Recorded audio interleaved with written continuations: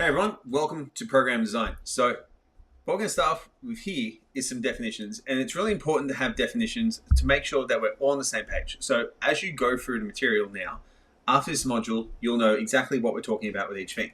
Of course, the biggest thing I see happening when people talk about, exercise programming and intensity and things like that is people are talking a different language. So when someone's talking about intensity, a strength trainer will be looking at percentage of 1RM, whereas an aerobic exercise will like how hard they sweat. So we shouldn't be doing that. We need to make sure our definitions are very clear for what we're doing. So the concentric phase of lift, when the weight has been lifted, the muscle is shortening. Eccentric, lowering weight and the muscle is lengthening.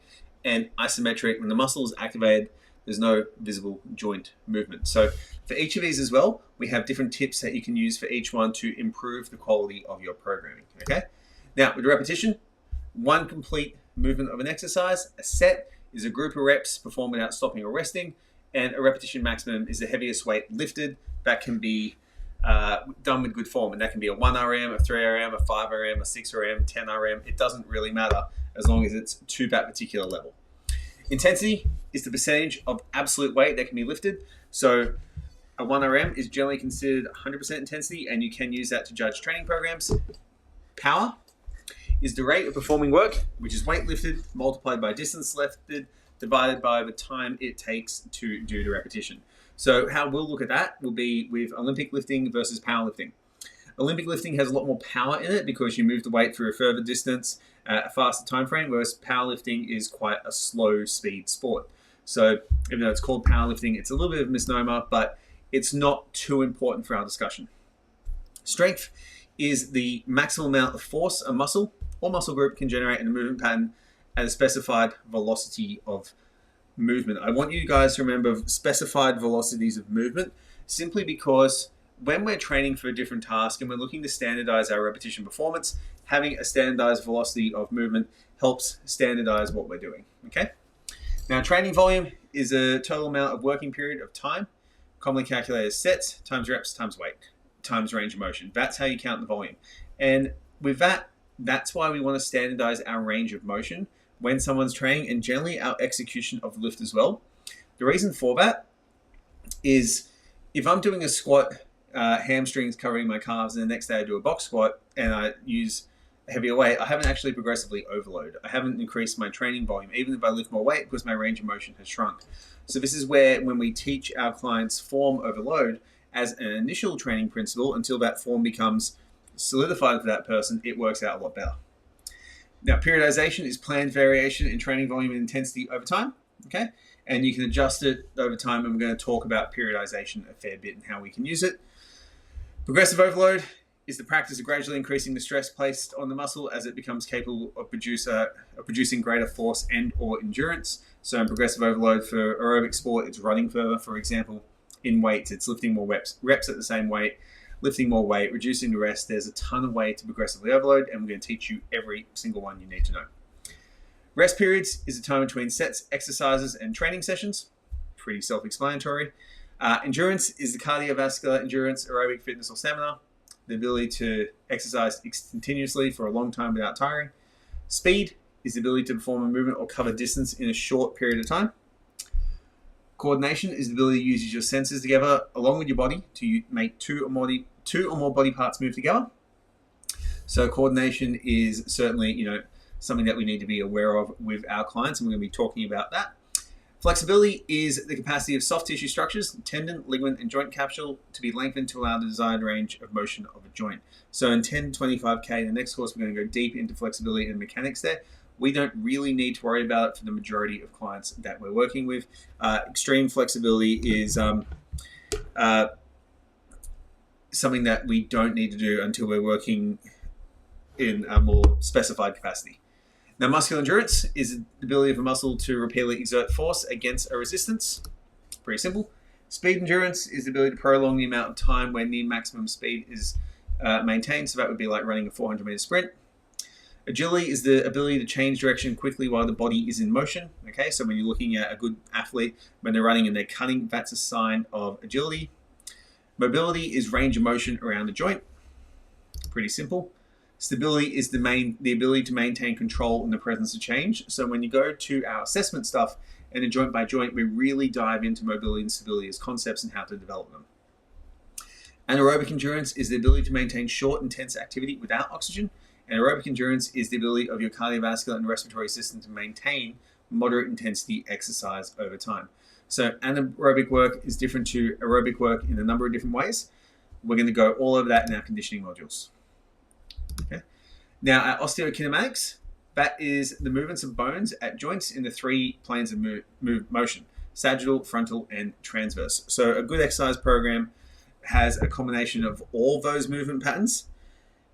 We need to be aware of that. And when you ever hear of osteokinematics, it's about the movement of bone. So the reason why we put these definitions in is if you read any textbooks or any continuing education in the physiotherapy world or anything like that, it really makes a difference knowing what these terms are, because then you're not confused when you're going in.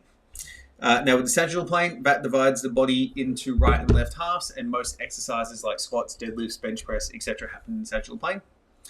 The frontal plane divides the body into front and back parts, and so things like lateral raises or side lunges in particular work in the frontal plane.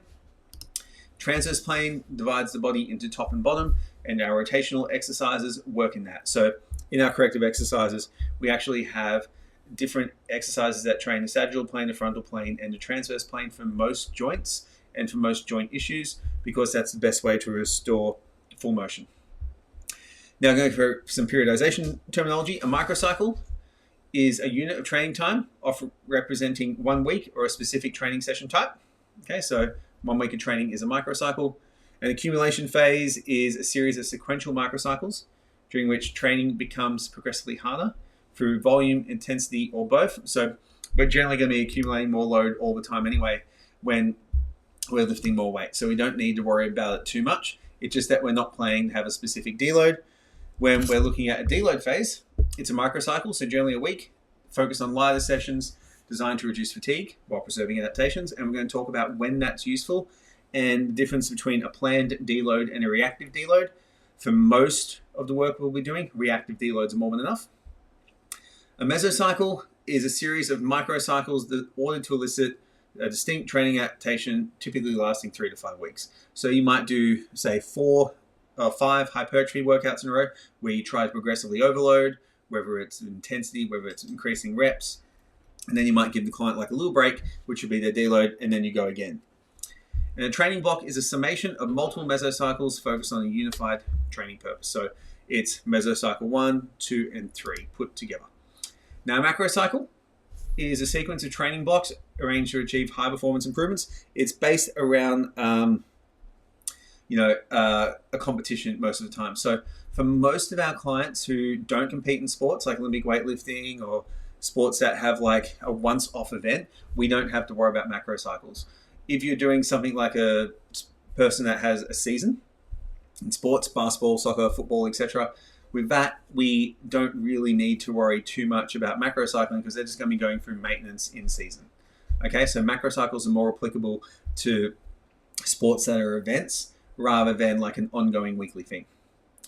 Now, mass is a training and nutrition block focused on increasing muscle mass. We're going to cover that in nutritional periodization. A maintenance block is a training block at maintaining current body weight and muscle mass without trying to lose or gain body weight. And they're really important to use on a regular basis to maintain gains and consolidate them.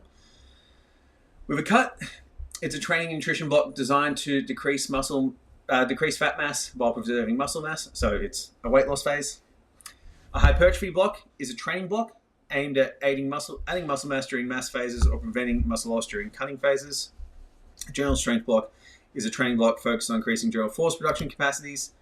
And then a peaking block is a training block designed to express maximum strength in competition lifts. And active rest is a block of training focused on reducing fatigue and preparing for the next lot. So those 4, the hypertrophy, general strength, peaking, and active rest, are all based around powerlifting and strength training. And then homeostasis is one of the most important things to do, the process of maintaining a stable internal environment despite fluctuations in external factors. So if we get hot, we sweat. That's a body's homeostatic cooling mechanism to make sure that we feel okay. If we get cold, we shiver. That's a homeostatic mechanism. Our body has thousands and thousands of homeostatic mechanisms to regulate blood pressure, heart rate, respiratory rate, oxygen, certain body parts, etc., because that is what's going to lead us to survive. And training is a disruption to homeostasis designed to incur an adaptation that's positive to improve the net strength of the organism. Not that that's a definition that's recorded anywhere. That's generally what we're trying to do with that. So if we understand what all these terms are, we can use them to disrupt homeostasis and get our clients better results. So keep these all in mind. Go over these once or twice just to really get them in your head, because then you know you'll always be speaking the right language at the right time when it comes to training.